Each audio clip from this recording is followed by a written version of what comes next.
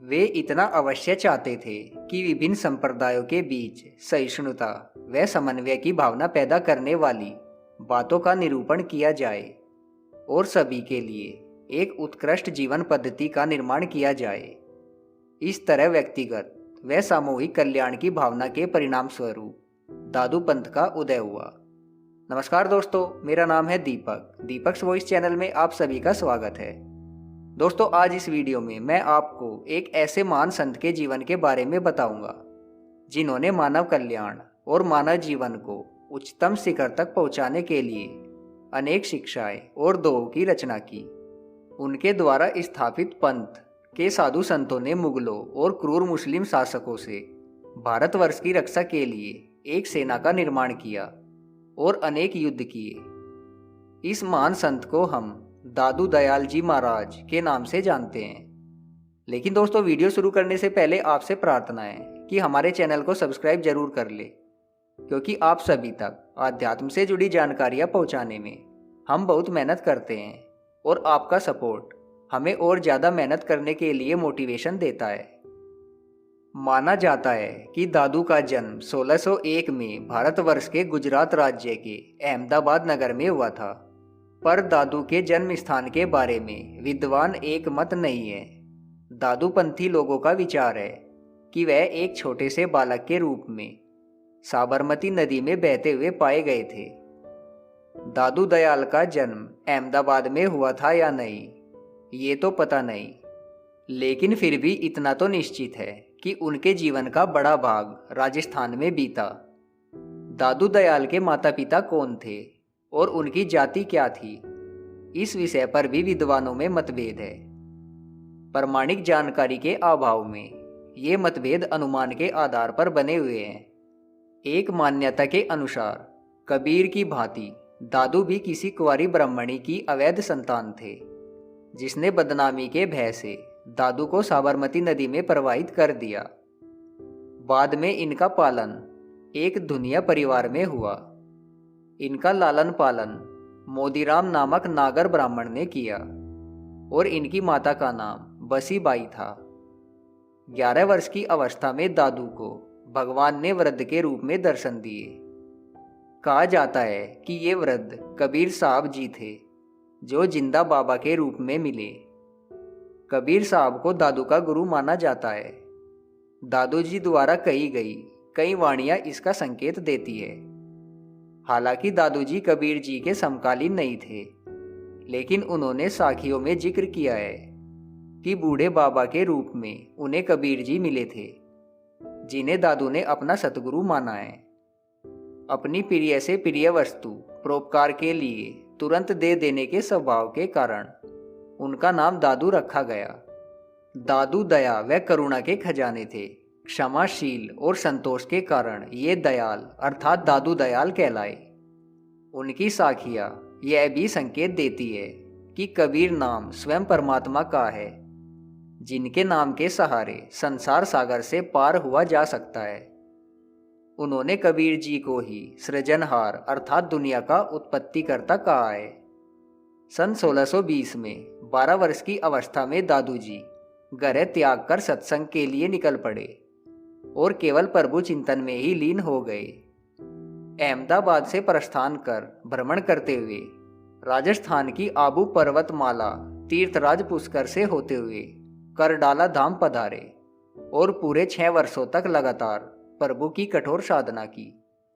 ऐसा कहा जाता है कि इनकी कठोर साधना को देखकर इंद्र को आशंका हुई कि कई इंद्रासन छीनने के लिए तो वे तपस्या नहीं कर रहे।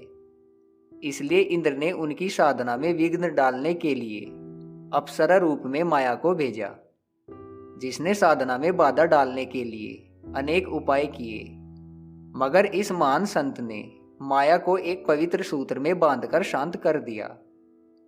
दादू जी 1625 में सांभर पधारे। यहाँ उन्होंने मानव के भेद को दूर करने वाले सच्चे मार्ग का उपदेश दिया। तत्पश्चात दादू जी महाराज आमेर पधारे तो वहाँ की सारी प्रजा और राजा उनके भक्त हो गए।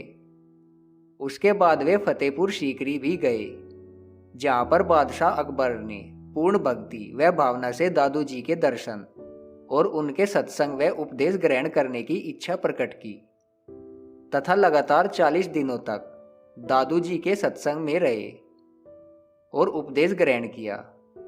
दादू जी के सत्संग से प्रभावित होकर अकबर ने अपने समस्त साम्राज्य में गो हत्या बंदी का फरमान लागू कर दिया। उसके बाद दादू जी महाराज नराणा पधारे और उन्होंने इस नगर को साधना, विश्राम और धाम के लिए चुना और यहाँ एक खेजड़े के वृक्ष के नीचे विराजमान होकर लंबे समय तक तपस्या की। और आज भी खेजड़ा जी के वृक्ष के दर्शन मात्र से तीनों प्रकार के ताप नष्ट होते हैं।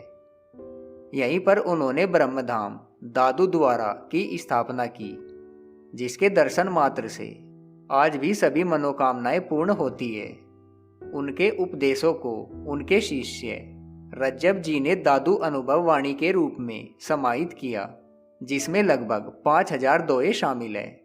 श्री दादू दयाल जी महाराज को निर्गुण संतों जैसे कबीर व गुरु नानक के समकक्ष माना जाता है तथा उनके उपदेश व दोहे आज भी समाज को सही राह दिखाते आ रहे हैं। दादू दयाल का उद्देश्य पंथ स्थापना नहीं था, परंतु वे इतना अवश्य चाहते थे कि विभिन्न संप्रदायों के बीच सहिष्णुता व समन्वय की भावना पैदा करने वाली बातों का निरूपण किया जाए और सभी के लिए एक उत्कृष्ट जीवन पद्धति का निर्माण किया जाए। इस तरह व्यक्तिगत व सामूहिक कल्याण की भावना के परिणाम स्वरूप दादू पंथ का उदय हुआ। दादू दयाल जी के प्रथम शिष्य बड़े सुंदरदास जी के शिष्य प्रहलाद दास जी ने घाटड़ा में अपनी गद्दी स्थापित की थी। उनकी 5वीं पीढ़ी में संत हृदय राम जी महंत बने थे। ये महान राजश्री संत थे। उस समय देश में मुसलमानों और अंग्रेजों का शासन था। इनके अत्याचारों से हिंदुओं की बड़ी दुर्दशा थी। ऐसे कठिन समय में हृदयराम जी ने आवश्यकता समझी कि देश एवं धर्म रक्षार्थ संतों को शास्त्र धारण करने चाहिए। उन्होंने सर्वप्रथम अपने शिष्यों को शस्त्र चालन सिखाकर सन 1812 में दादूपंथी संतों की नागा सेना स्थापित की। ये संत सैनिक बड़े सूरवीर तो थे ही, विद्वान और तपस्वी भी होते थे। उस समय पूरे देश में दादूपंथियों जैसी सशक्त सेना किसी संप्रदाय में नहीं थी। यह सुनकर गुरु गोविंद सिंह जी भी धर्मयुद्ध में सहयोग मांगने हेतु नरैना पधारे थे। संत सेना ने 200 वर्षों में 33 बड़े युद्ध लड़े और एक भी नहीं हारे थे।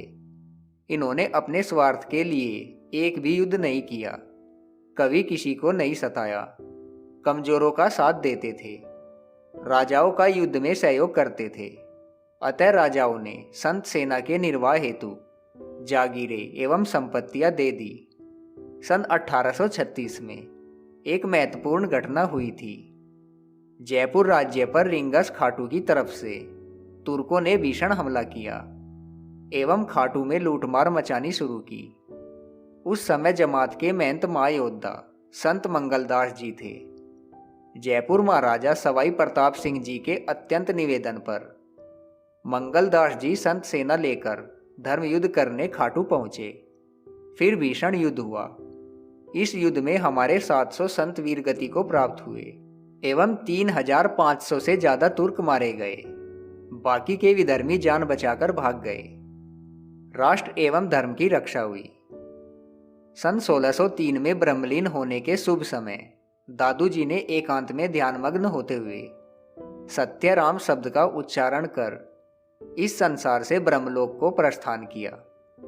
श्री दादू दयाल जी महाराज के द्वारा स्थापित दादू पंथ व दादू पीठ आज भी मानव मात्र की सेवा में निर्विघ्न लीन है। दोस्तों, महान संत दादू दयाल जी महाराज के बारे में ये वीडियो आपको कैसा लगा हमें कमेंट बॉक्स में कमेंट करके जरूर बताइएगा। अगर आपको वीडियो पसंद आया तो वीडियो को लाइक जरूर करें, साथ ही साथ हमारे चैनल को सब्सक्राइब जरूर कर ले। धन्यवाद।